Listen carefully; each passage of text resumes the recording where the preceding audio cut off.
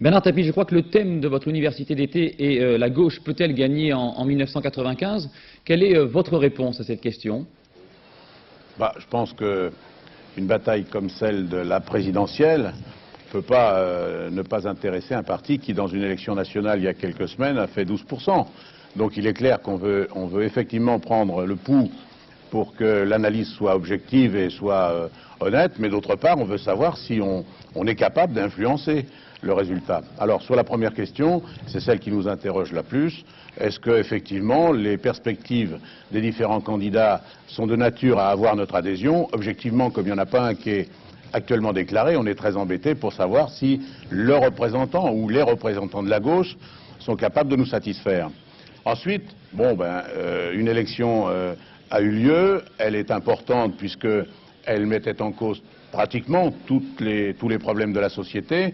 Tous les partis étaient représentés et aucun de ceux qui ont dépassé la barre de 10% sera absent de l'élection présidentielle. Alors avec un candidat ou soutenant un autre candidat, je crois que c'est prématuré de le dire, il faudra attendre de savoir qui se prononce pour cette élection, pour savoir si on y va nous-mêmes ou si on soutient celui qui nous semblera le mieux placé.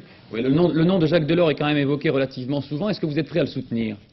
Ça me paraît objectif et surtout ça me paraît de bon goût de laisser supposer qu'il va être candidat puisqu'il apparaît aujourd'hui, alors qu'il est le seul de gauche capable de rivaliser avec le meilleur candidat de la droite. Donc si son programme, pour l'instant il ne s'est pas beaucoup prononcé, il n'a même pas dit s'il allait être candidat. Donc ça c'est primordial. Est-ce qu'il en a envie? Cette élection présidentielle, c'est tout de même l'élection la plus forte que la Ve République a réussi à installer, c'est celle qui interroge le plus et qui intéresse le plus les Français. Il me semble qu'on est en attente de savoir s'il est candidat ou pas. Si les candidats, deux questions se poseront. Avec qui? C'est-à-dire, est-ce qu'il est d'accord, sans qu'on soit obligé de repasser par une élection pour nous compter? Est-ce qu'il est d'accord pour savoir quel est le poids qu'on représente dans la gauche maintenant? Si c'est oui, c'est le premier pas franchi. Deuxièmement, pourquoi faire? Une fois qu'on est président de la République, un programme doit se dégager. C'est sur ce programme que les électeurs vont se décider. Aujourd'hui, on fait des sondages qui sont des sondages d'humeur, puisqu'on ne sait pas les candidats et on ne sait pas ce qu'ils veulent faire. Dans quelles conditions, vous seriez prêt à être candidat à la présidence de la République? Bernard Tapie? Ah, nous avons un petit problème de liaison. Oui, voilà, Bernard Tapie revient.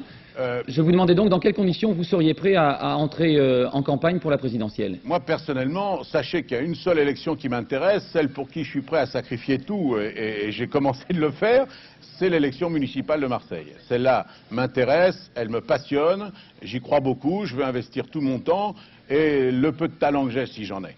Alors après, la question c'est qu'est-ce qui fera que les radicaux, plus généralement, moi peut-être en particulier, s'engagera? Quel autre radical que vous pourrez se présenter? Jean-François Horry, qui est président, qui a des qualités énormes, qui est un vrai homme politique responsable.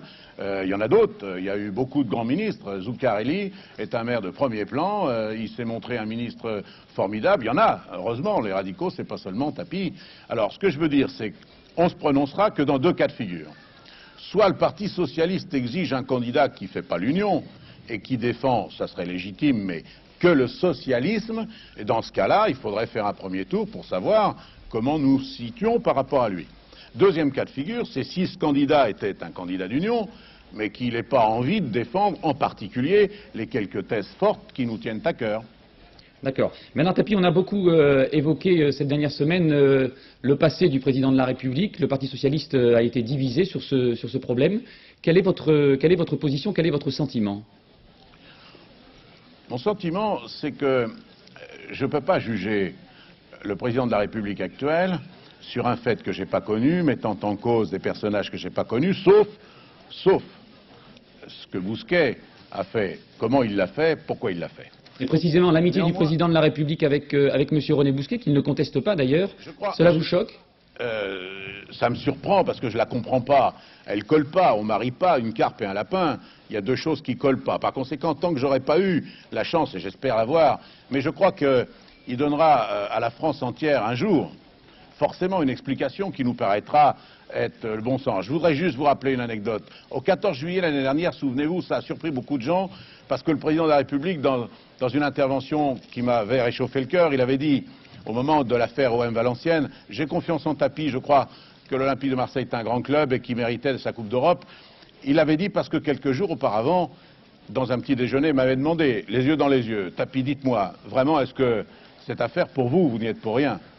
Et cette marque de confiance qu'il m'avait fait n'était que la traduction de cette question qu'il m'avait posée. Or, pour beaucoup de gens qui n'étaient pas au courant de cette conversation, j'allais dire intime, ça pouvait être choquant de voir le président prendre une position de défense de quelqu'un qu'il aime bien. Moi, je crois qu'il a une vertu forte, profonde, c'est celle d'être fidèle en amitié. Évidemment, la fidélité a un prix.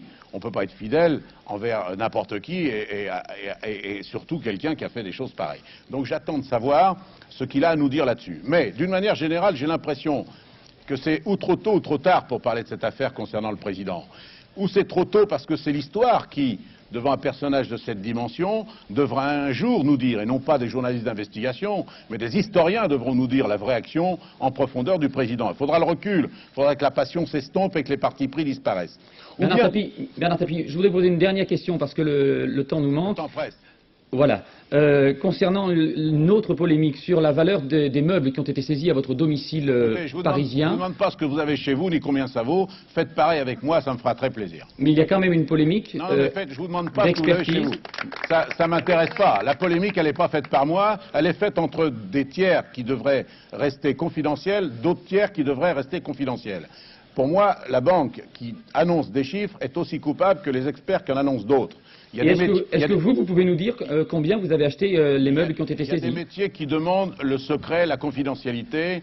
C'est ce qui n'apparaît pas aujourd'hui concernant certains experts et les banquiers. Vous savez, le secret bancaire, c'est quelque chose de sacré. Je pense que les gens qui ont un compte au Crédit Lyonnais doivent avoir peur que demain matin, leur patrimoine soit diffusé dans les journaux, puisque c'est ce qui m'arrive à moi. Alors, soyez gentils, on est dans une soirée politique où la valeur de mes meubles n'a strictement aucune importance. Merci beaucoup Bernard Tapie d'avoir été en direct avec nous. Merci.